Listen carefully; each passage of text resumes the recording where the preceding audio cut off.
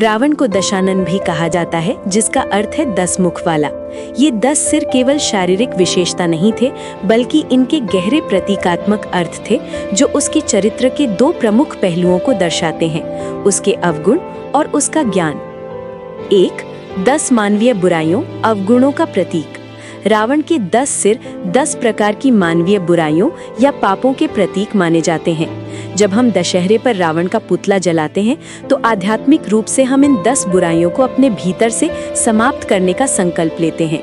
ये 10 बुराइयां हैं: काम, वासना और अत्यधिक यौन इच्छा; क्रोध, गुस्सा और आक्रामकता; मोह, सांसारिक चीजों और रिश्तों से अत्यधिक लगाव; लोभ, धन, शक्ति और वस्तुओं का लालच; मद, प्राइड, अपनी शक्तियों और उपलब्धियों पर किया जाने वाला घमंड; मात्सर्य, इंद्रिय और जेलसी, दूसरों की सफलता और गुणों से ईर्ष्या करना; मन, द अनकंट्रोल्ड माइंड, चंचल और अनियंत्रित मन; बुद्धि, इंटेलेक्ट, बुद्धि का अहंकार, ये मानना कि मैं ही सबसे बुद्धिमान हूँ; चित्त और विल, अपनी इच्छा को सर्वोपरि मानना; अहंकार, ईगो, मैं का भाव, स्वयं को सबसे महत्वपूर्ण समझना।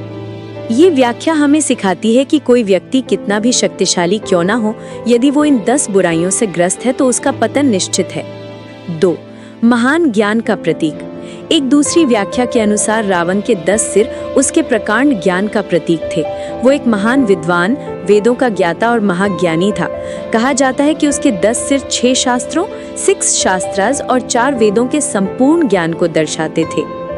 4 वेद, ऋग्वेद, यजुर्वेद, सामवेद और अथर्ववेद। 6 शास्त्र, सांख्य, योग, न्याय, वैशेषिक, मीमांसा और वेदांत। संक्षेप में रावण के 10 सिर उसकी असाधारण बुद्धि और ज्ञान का प्रतिनिधित्व करते हैं। हालांकि इस महान ज्ञान के बावजूद उसके अहंकार और बुराइयों ने उसके विवेक को ढक लिया, जिसके कारण उसका विनाश हुआ। ये इस बात का प्रतीक है कि ज्ञान के साथ साथ सदाचार और विनम्रता का होना भी अत्यंत आवश्यक है, अन्यथा ज्ञान विनाशकारी हो सकता है।